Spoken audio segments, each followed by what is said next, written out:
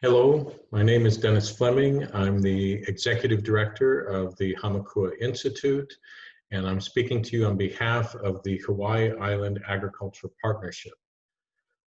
That organization is considering how to improve the amount and quality of value-added processing of agricultural products on Hawai'i Island. And what I'm trying to do in this presentation is to frame a discussion that we're planning to have on November 6th as a part of the Hawai'i Island Food Summit to look at value-added processing. What are some of the options and considerations that need to be looked at when planning to improve and increase the amount of value-added processing on the island? So what we're going to cover in this presentation is we're going to talk a little bit about where are we now in terms of value-added processing on the island, where do we want to be in the future, and how do we get there? Where are we now?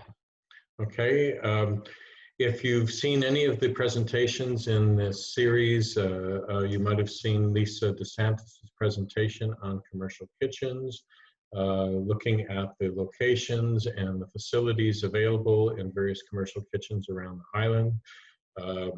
You know, there are also cooperatives that have their own processing facilities, most notably the Ulu Cooperative with facilities in both Hilo and Kona, and not just for processing ulu, but have the capacity to process other crops as well. On-farm processing, according to the 2017 agriculture census, approximately 260 farms had packing facilities, did some amount of packing on farm, which was actually down 20% from 2012. The Hawaii Department of Agriculture supported a number of projects relating to livestock, slaughterhouse, feedlots, and the Hawai'i Island members of the Hawaii Food Manufacturers Association is listed here on this slide. And so you can see there's a fair number of companies that are already involved in value-added processing of agricultural products here on the island. And if we're going to try to increase the facilities, the equipment that is being utilized, we don't want to duplicate or replace anything that's being done. We want to complement it and supplement it. So where do we want to be in terms of value-added processing? We want to grow value-added processing of ag products on the island in ways that, firstly, they increase farmer income, their profitability of farms, and their competitiveness. We want to grow value-added processing that improves agricultural employment, creates more direct jobs within the agricultural value chains, but also indirect jobs through a multiplier effect in the local economy. And we want to grow value-added processing that improves food resiliency and sustainability, enabling community members to have more reliable access to affordable local food, and to make the whole island more self-sufficient in terms of our own food supply. So how do we get there? The Hawai'i Island Ag Partnership, as well as other organizations, have various initiatives that are seeking to improve and increase the amount of value-added processing in the island. The partnership, together with the Hawai'i Island Food Alliance, is now doing a multi-stakeholder study that's looking at food and ag systems and trying to understand where and how value-added processing capacity can be increased on the island. HIAP's shared goal amongst the public and private sector members is to improve the amount of infrastructure for value-added processing, increasing the amount of facilities and equipment, and making sure that we have the facilities to process a broad diversity of products that will help to reduce our reliance on only a few ag products. They've established some success measures for value-added processing, including hoping to see a 100% increase in value-added products available from the island over the next 10 years, increasing exports, and measurably increasing the value-added capacity by seeing additional facilities and services and equipment installed on the island. So when we go to this live session on November 6th, we're going to be discussing some key questions about how we go about trying to improve the value-added processing on the island. We have a list of questions here, and each one of these 4 questions we'll be addressing in the next slides to give you some background information and help to frame this discussion that we're going to have as a part of the Food Summit. So let me get started with that and look first at what facilities and services are most needed to increase the amount of value-added processing. You can see there's a long list on the side of various types of plant and equipment that can be utilized that people have suggested in the interviews and surveys that we've done so far that could increase the value of a range of different products that are currently produced on the island. And it's important to note the services as well, the things like training and technical assistance and market research are also considered as critical services to accompany any new investments in value-added processing. What are some of the considerations that need to be taken into account when deciding what plant and equipment to buy? Where are the key markets and what are farmers needing the most? What are people asking for the most? Gaps in existing infrastructure and services that need to be met. Some people are pointing out that whatever new processing is being invested in really needs to be done at a manufacturing level to have a significant economic impact. Otherwise, we're just going to see small marginal improvements in places that don't really increase income and jobs in any meaningful way. I'm not going to list through all the considerations. You can see them all here.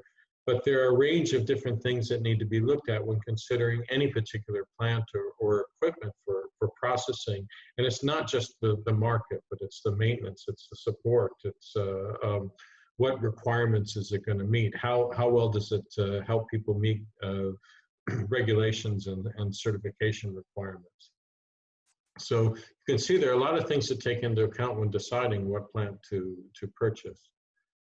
Also, we're looking at what crops can most benefit from additional value-added processing on the island. Again, you can see a list of 17 different crops that have been identified, and there are a lot of considerations as to which crops can and should be prioritized for additional processing facilities. Obviously, the market demand being amongst the highest, but other things like harvesting methods and schedules, just what is the value-added potential, and for any piece of equipment, how many different crops can it be utilized for processing? And of course, can those products actually be competitive, and can the farms be more competitive by having some value addition to their crops? And lastly, we need to consider just what is the production capacity of these crops. And if there's an increase in processing capacity, is there actually the production capacity to actually be able to utilize that processing capacity? And is that really where the bottleneck is? Is there some other bottlenecks that could be removed to help increase farmer incomes and employment in some way? So all these things need to be taken into account when considering which crops can best be processed further for value additions and increased income. What crops are currently being produced on the island? You can see on the left side, we show a listing of different types of crops and the numbers of farms. And as you can see, fruit and tree nut farming is by far the largest number of farms on the island. But you can also look at it differently in terms of the amount of land dedicated to a production of different crops. If you look at the map on the right side, you can see that pasture land, forestry land, even still sugar, still occupy large portions of land dedicated to agriculture, at least according to this 2015 baseline study, which is being updated as we speak, as far as I know. How can new facilities and services best serve local farms? A lot of considerations have come up as we talk to different producers and agribusinesses about, where and how should those facilities actually be located or co-located? Do you add additional capacity to existing facilities? Do you build or purchase smaller facilities at multiple locations and network them into a broader set of services? Do you focus on purchasing and deploying mobile processing units that can actually deliver the services and the processing right to the farms? Do you build or purchase a new facility at a centralized location and focus on the economies of scale of doing everything in one location? And do you co-locate with an existing institutional facility like at Hawaii Community College or UH-Hilo that have existing farms and facilities that can complement some kind of a new value-added processing facility? So what are some of the considerations that we need to take into account when deciding which of those options to choose?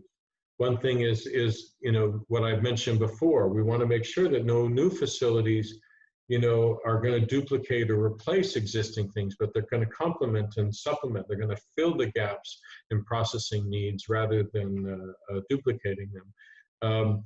The proximity of the facilities to the farms needing the service the most. If we go for one centralized processing facility and it's a different part of the island where most of the farms that need to utilize it, that it's going to increase transportation costs. It may make them overly reliant on transportation services. There's other considerations about where we locate it in terms of, say, waste treatment requirements. It's very difficult in rural areas to meet all the requirements for processing food waste, and may have to be limited to those locations that are accessible to a city sewer, for example.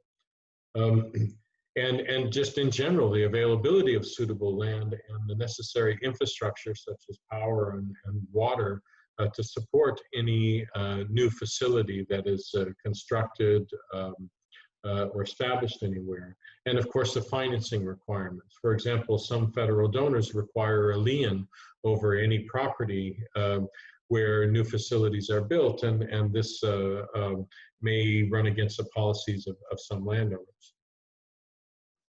Now, as we've looked at different options and ideas for having some kind of a value-added processing center, the Hawai'i Island Agricultural Partnership started looking at, well, what kind of a centralized facility could best kind of serve a number of the needs that we've been identifying here.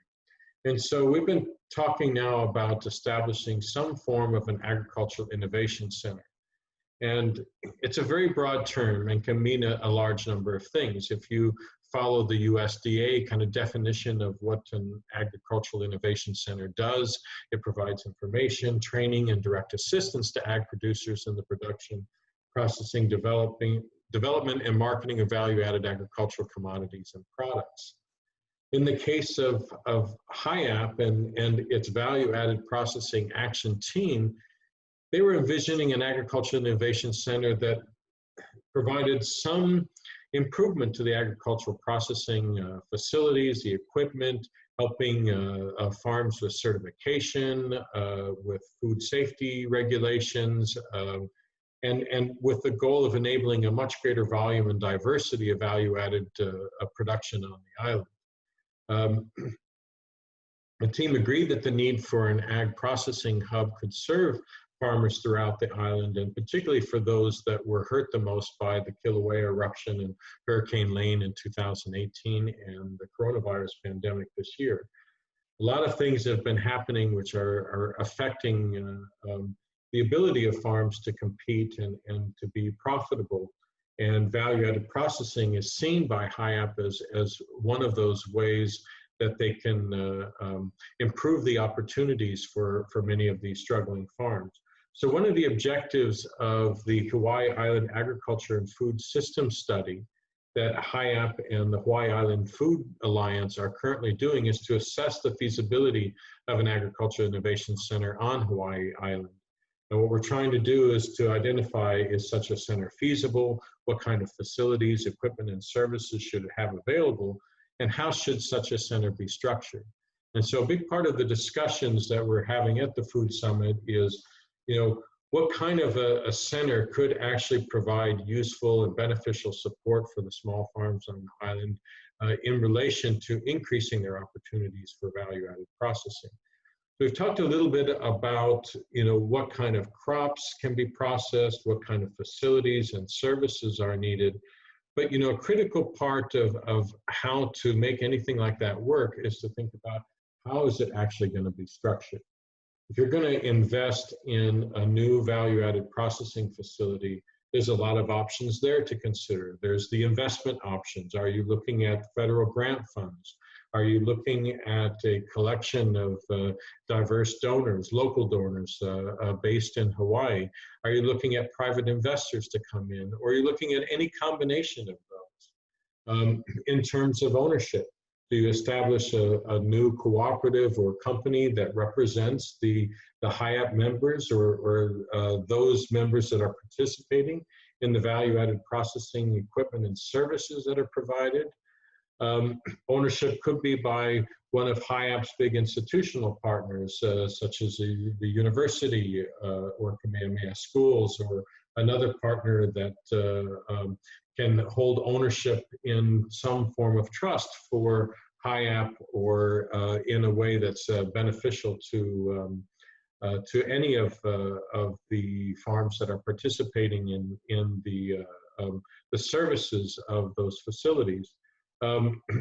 Does the ownership come from an experienced private investor that may come in with the experience and the capability and maybe the networks to make something work here?